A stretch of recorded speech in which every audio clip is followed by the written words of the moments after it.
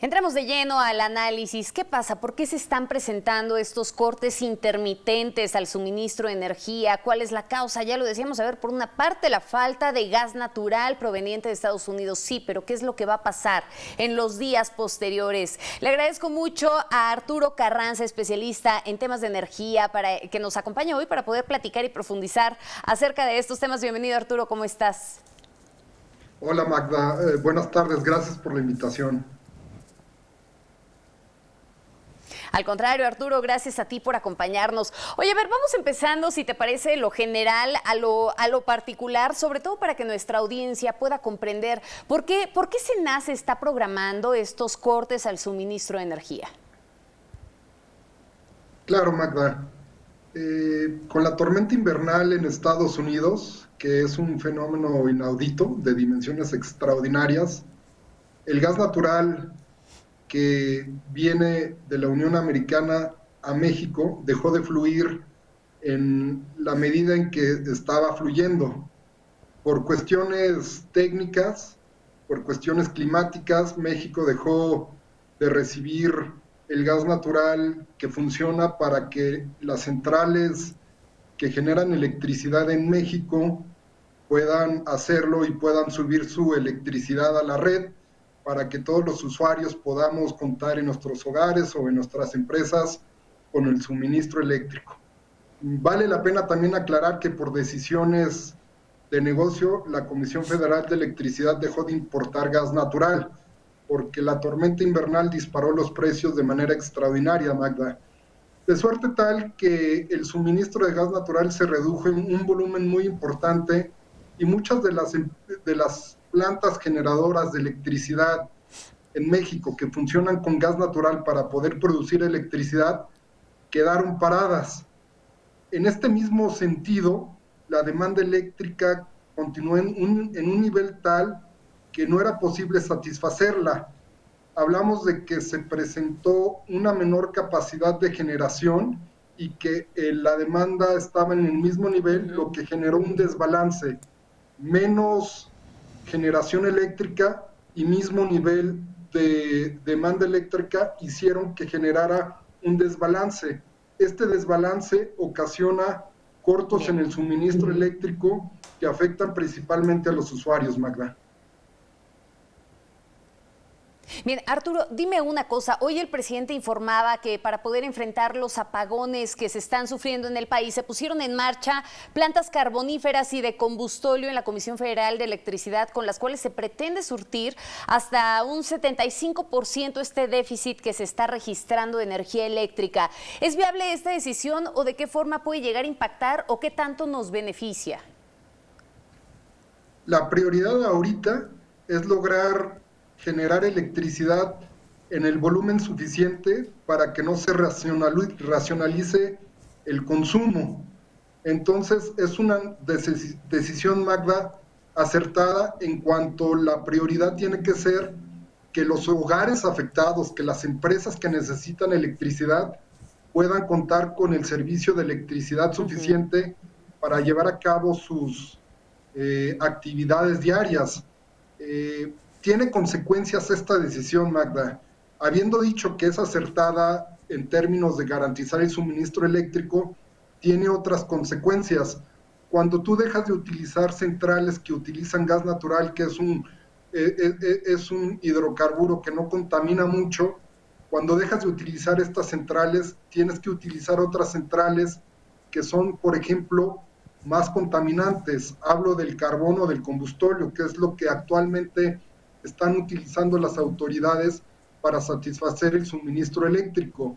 Y esto tiene consecuencias ambientales, pero son entendibles en una coyuntura que sí me gustaría dejar muy claro que es inaudita, claro, y en una coyuntura cuya prioridad tienen que ser los hogares mexicanos, Magda. En este sentido, creo que es entendible que las autoridades echan manos de centrales eléctricas que funcionan con combustóleo o carbón, o que estén importando gas natural por las terminales marítimas de Manzanillo o de Altamira.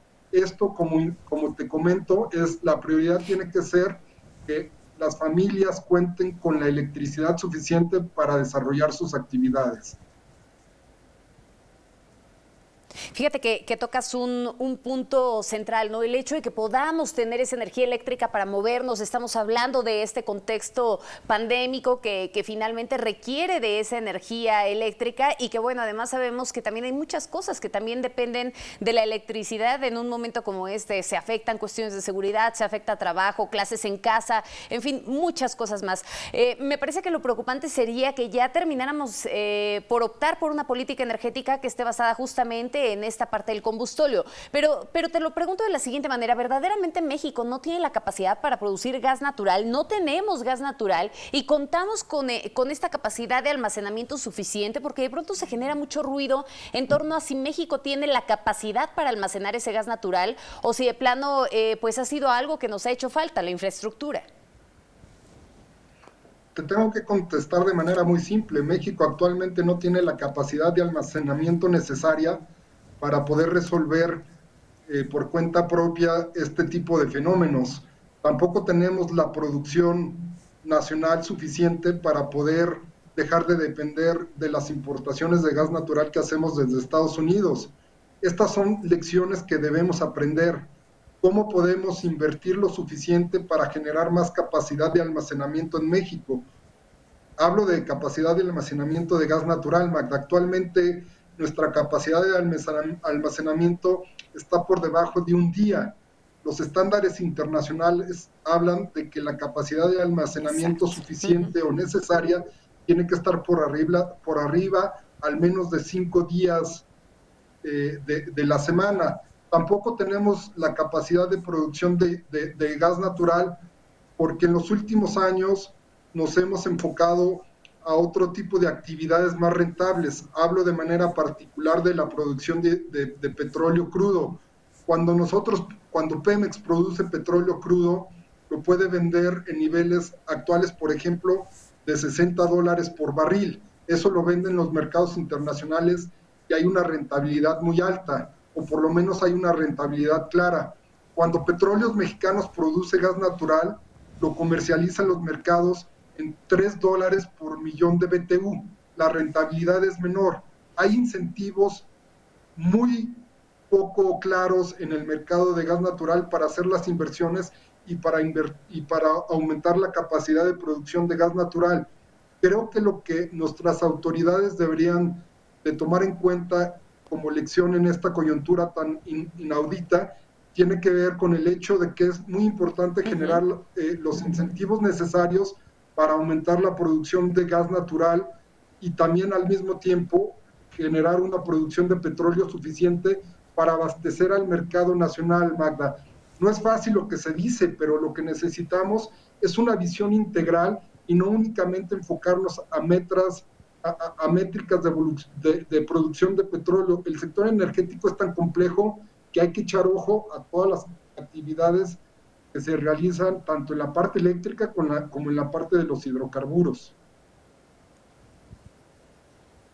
Dime una cosa dentro de todo esto, Arturo. Tenemos que acostumbrarnos a los apagones y te lo pregunto de pronto porque pues hemos visto a lo largo de este sexenio al menos 8 apagones, ¿no? Decía el presidente que bueno, pues es una cuestión que no se va a repetir y sin embargo lo hemos visto en distintos momentos por el factor que tú quieras, en donde siempre vamos a encontrar un buen pretexto para poderlo hacer. Sin embargo, cada que se presenta uno de estos apagones, cada que surge también una justificación a cada uno de ellos, nos damos cuenta de la debilidad que tiene nuestro sistema eléctrico, pero la población todo lo ve de la misma manera, ¿no? Porque ahora decía Senace, a ver, espérenme, no son apagones, son cortes intermitentes, aleatorios, programados y demás, pero pues al final del día la población lo sigue viendo como apagón, ¿no? ¿Por qué? Porque te quedaste sin electricidad.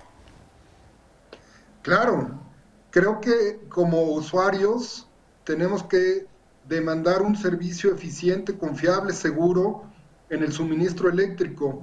Eso desde la parte de los usuarios, pero las autoridades tienen que abocarse a encontrar las soluciones para evitar este tipo de apagones. Yo soy un convencido de que si las autoridades logran, por ejemplo, aprender lecciones de esta coyuntura de manera particular, entienden que diversificando las fuentes de generación eléctrica hay menores posibilidades de enfrentar apagones, esa es una buena alternativa, Magda. Lo que trato de decirte es que en esta crisis hay lecciones muy claras. Uno, debemos, como lo acabo de decir, apostarle a la diversificación de la generación de energía, no solamente depender de importaciones de gas natural, sino también apostarle a la generación eléctrica con fuentes renovables. Debemos también, Magda, apostarle a las inversiones en capacidad de almacenamiento de gas natural, eso ya lo dijimos. Debemos invertir en aumentar la producción nacional de hidrocarburos, de gas natural. Son lecciones que nuestras autoridades deben considerar, pero si te das cuenta, en todas estas lecciones hay un denominador común, y esto tiene que ver con que el gobierno no puede hacerlo solo, tiene que echar mano de los privados, tiene que apostarle, tiene que confiar en los privados que han acreditado buenos resultados al momento de aumentar el suministro de electricidad, en esta coyuntura particular hablo, y en manera general también de la producción de privados de petróleo crudo, de gas natural y de electricidad, Magda. A ver, déjame preguntártelo de la siguiente manera. ¿Realmente México puede llegar a tener, pues, digamos, una industria eléctrica que tenga regulaciones públicas que no estén a merced del extranjero? O sea, que por una parte no nos generen tanta codependencia directamente como en este caso de Estados Unidos, y que al mismo tiempo esté garantizando, pues, un carácter estratégico, que eleve la calidad del servicio, que tenga precios de competencia, vaya, que tenga verdaderamente un equilibrio y que sea neutra. ¿Podemos aspirar a esta parte un tanto utópica? Tenemos que aspirar a esta parte que desde mi punto de vista no es utópica, sino es razonable y es entendible y es atendible. ¿Cómo poder lograr este sistema eléctrico que tú hablas, que tú mencionas, que sea eficiente, confiable, seguro, en el que puedan participar tanto actores privados como las empresas públicas de energía, teniendo órganos reguladores fuertes que establezcan reglas de participación claras y justas para todos los participantes? ¿Cómo hacerlo, Magda? Creo que el punto de partida tiene que ser tener la posibilidad de contar con autoridades sensibles que entiendan y que tengan un objetivo muy claro hacia el futuro. El objetivo claro, desde mi muy particular punto de vista, tiene que ser un sistema eléctrico donde confluyan privados y donde confluya empresas públicas en un sistema energético donde ambos aporten generación de electricidad, donde ambos generen producción de hidrocarburos de manera constante, sólida, estable, con órganos reguladores fuertes. Hablo de la Comisión Reguladora de Energía, hablo de la Comisión Nacional de Hidrocarburos, que sean autónomos y que establezcan reglas claras. En este último sentido, Magda, creo que uno de los factores claves para tener este sistema energético que tú mencionas es razonable. Creo que tiene que ser, uno, reglas claras y estables para todos los participantes y que no se cambien de la noche a la mañana, de suerte tal que todos los participantes tengan claro qué es lo que tienen que hacer y hacia dónde tenemos que llegar. Híjole, me parece que le acabas de dar al clavo en este sentido, Arturo. Reglas claras y estables, no que te cambien de un día para otro las reglas del juego, ¿no? Además, con autoridades sensibles, con visión hacia el futuro, en una sana convivencia entre la iniciativa privada y el Estado. Muchísimas gracias, Arturo, por este análisis. Gracias a ustedes, Magda. Buena tarde.